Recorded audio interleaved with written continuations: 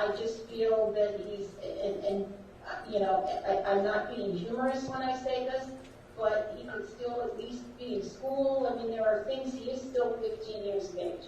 And there are certain things, many things he's not going to get into jail.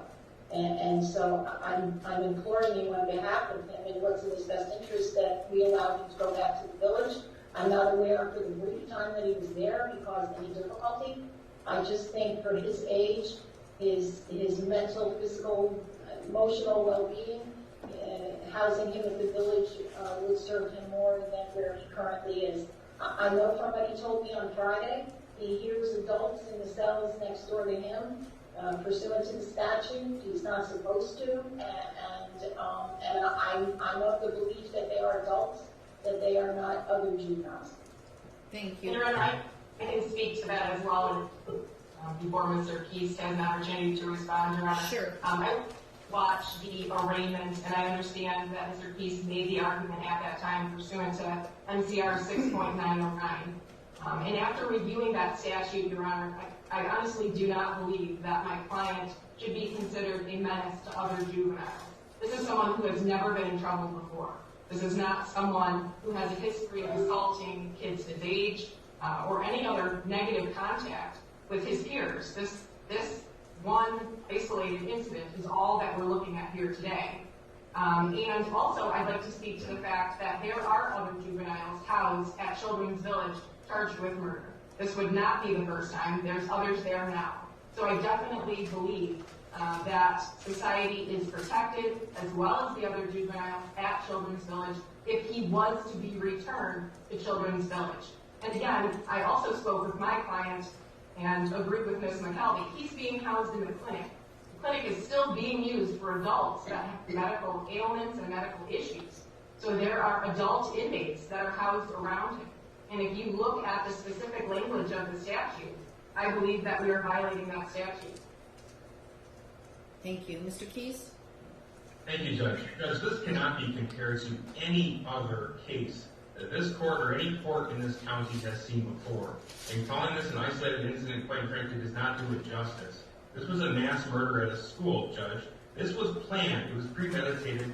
The evidence that we have that we discussed at the arraignment showed it was premeditated for a period of time before it was commenced. The defendant didn't just attack other individuals, he targeted juveniles. This defendant fits MCR 6.909 to the T. This court has already made a ruling that the presumption is great that the juvenile committed the offense, and the juvenile is charged with first-degree murder. This court already made the ruling that this court could move the defendant from Children's Village to the Oakland County Jail. I've spoken with Captain Thomas Vida of the Oakland County Jail. He's provided me with watch sheets. This defendant is monitored every 15 minutes. His food intake is monitored. His weight is monitored. He has access to mental health care should he choose. He has access to medical care should he choose. If counsel is prepared to put such facts on the record regarding the Oakland County Jail's inability to house this defendant, I would ask for a written motion, and I would also ask this court to review in camera the Oxford High School video that does in fact prove beyond any doubt that this defendant is the individual who perpetrated this offense on other children, Judge. Children's Village is not a secure facility. They have had escapes in the past, in the recent past. I can't imagine a situation where we could put this defendant in a school environment after what he did on November the 30th, Judge. So if we are going to readdress this ruling from this honorable court, I would ask it be by written motion. I would ask the opportunity for this court to review certain items in camera. Thank you. Thank you. The court rule that is being addressed is MCR 6.909, which is the place of confinement for the juveniles, and allows the court for a juvenile confined in a jail or similar facility designed and used to incarcerate adult prisoners upon a showing that the juvenile's habits or conduct are considered a menace to other juveniles. While I did make a ruling prior, I still feel strongly about that his conduct could be a menace to other juveniles. I think his placement is appropriate in the adult facility, specifically the Oakland County Jail.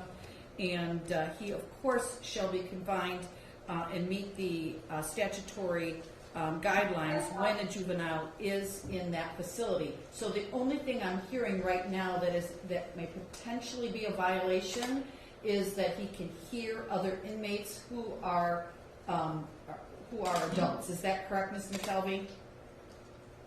Yes, Your Honor, that's my understanding. Okay, that needs. Judge, I will speak.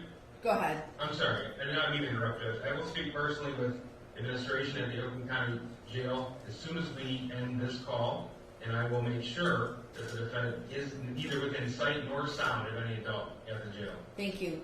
Obviously, we need to be compliant with the statutes, and if that is it is obviously a concern, and thank you for addressing that. Anything further? No, Judge, I will speak with counsel, and we'll make sure that discovery gets to counsel as soon as it is available. Thank you. Nothing further from the defense, Your Honor. Thank you. You may all disconnect. We'll see you back on the 7th. Thank you, Your Honor. Thank you, Judge.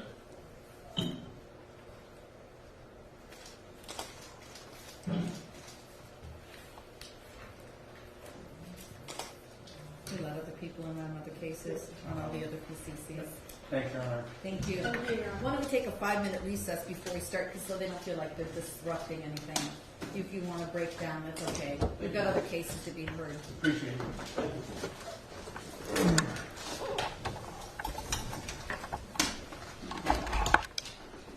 Thank you, Your Honor. Where's others? This you? We got that? Okay. And then up next to the speaker.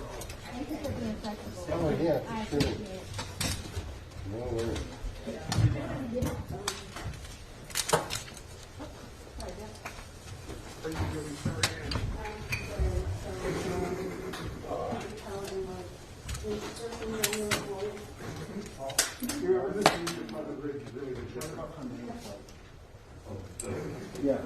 Yeah, it's on the, yeah.